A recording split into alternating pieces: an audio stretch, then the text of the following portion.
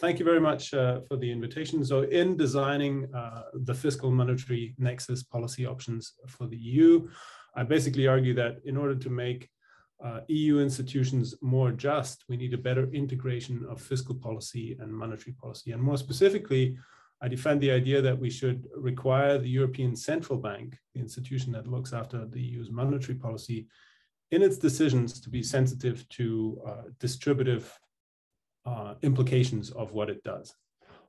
So to start with, let me maybe lay out a couple of the background assumptions of the paper. So on the conceptual and empirical front, we usually ask central banks, or that's what we've been doing the last 20, 30 years, to focus on a narrow objective of price stability.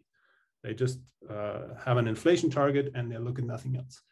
Now, what we've seen over the last 15 years with the financial crisis and now the response to COVID-19 is that the new tools that central banks have been employing, unconventional monetary policies such as quantitative easing, they buy huge amounts of assets to inject liquidity into the economy. These unconventional measures have unintended side effects, including unintended side effects on the distribution of income and wealth. Why is that? Well, they buy all these assets, they inject all this money, and the people who benefit primarily from these rises in the asset prices are the people who have the assets. And this is especially so if the money that gets injected ends up on secondary asset markets rather than in actual production and investment. So there's this new interdependency. What the central bank does has distributive implications. And I think we need to take that into account somehow.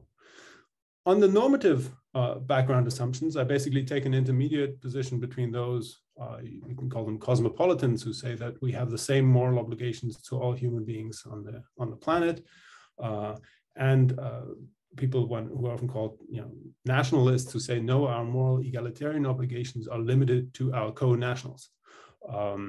Who live in the same country. So this is an intermediate position that says, look, the moral obligations that we have towards each other depend on the interactions that we have with other people, and also on the economic institutions that we share with them. And in this case, we share the economic institution of a common money. We share a currency in the European Union, the euro, and that creates a certain level of moral obligations.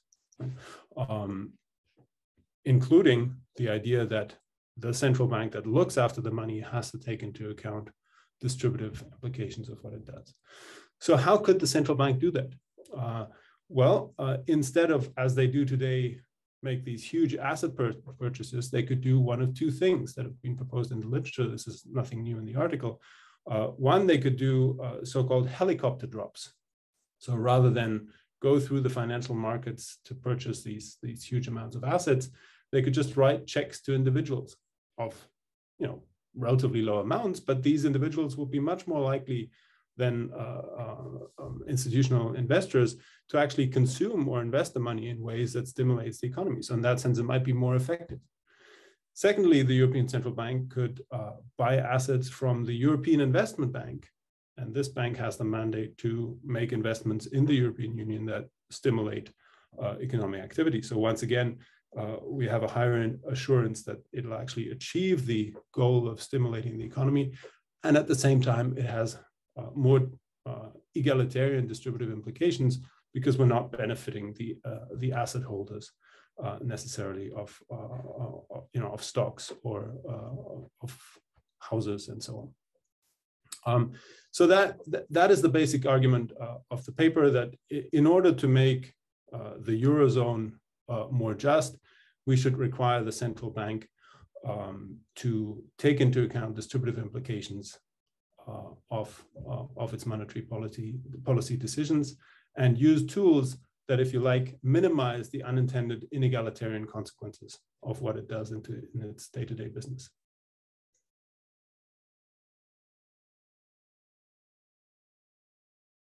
Thanks. So there's one general sense in which this is important, and I think more and more people are moving in this direction, but I think it still hasn't become the mainstream, and that is to take seriously these interdependencies between monetary and fiscal policy. So if you ask central bankers themselves, they will still be very defensive when it comes to the distributive implications of what they do. In the beginning, they said, "Ah, this is simply not our job. Go to the government." Then they said, yeah, it has distributive implications, but overall, since we're stimulating the economy and creating jobs, it comes out in the wash and it's not inegalitarian. Ultimately, I think the reason why they're defensive is because they're worried about their independence. Right? So on a general level, this paper contributes to the literature that says, look, there's a problem here. Monetary policy does have these unintended inegalitarian consequences. And as a society, we need to look at this. The independent bank that has the price stability mandate is maybe not the first that has to look at it, but as a society, we have to look at it.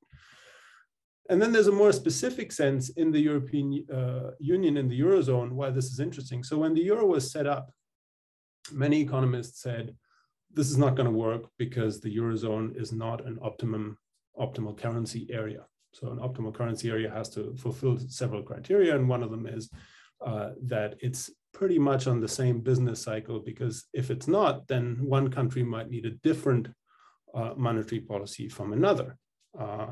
Now, especially when a currency zone is not an optimal currency area, it's important to complement the monetary union with a transfer union.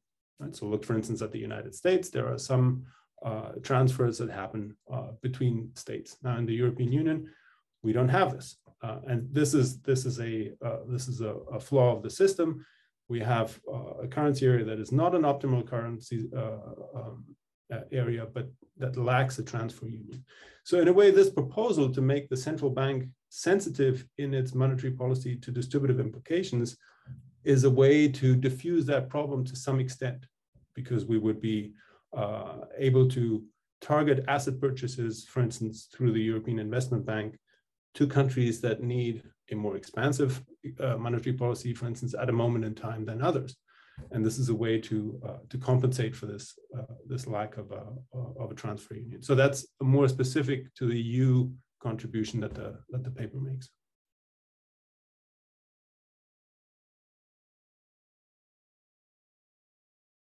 There is, I mean, personally, I've gone in three different directions, and maybe I'll just put some of those on the table for what they're worth. So I think there's an interesting parallel exercise to the unintended consequences that central bank actions have on distribution by exacerbating inequalities in the context of climate change, right? And this we also hear about it at COP26 right now. When the central banks make these asset purchases, according to the model that they use right now, they buy the market. They buy basically, if they buy bonds, they buy the outstanding bond volumes that are out there in proportion to those. They buy in proportion to those outstanding bond volumes. Now, those bond volumes contain a lot of fossil fuels. So when they buy the market in this sense, are they slowing down the transition to a low carbon economy? Again, this is an unintended negative consequence of what they do, and we might want to factor it in some way. So the European Central Bank and others are actually already moving in this direction, but I think there's a lot more work to be done. A second interesting question in this context is the question of legitimacy, because if we're asking central banks now to take into account all these other considerations, distributive considerations, maybe climate change considerations, someone might reasonably come along and say, look, this isn't an independent institution, and independent agencies should not make such deeply political decisions. So at that point, I think we face two basic options. One is to basically dial back the independence of that independent institution, have more political input in the decision-making in central banks again, or on the other hand, come up with an institutional arrangement that makes the distributive impact of the central bank more neutral in a way. Right? So remember, the starting point of my paper was that what the central bank does today exacerbates inequalities.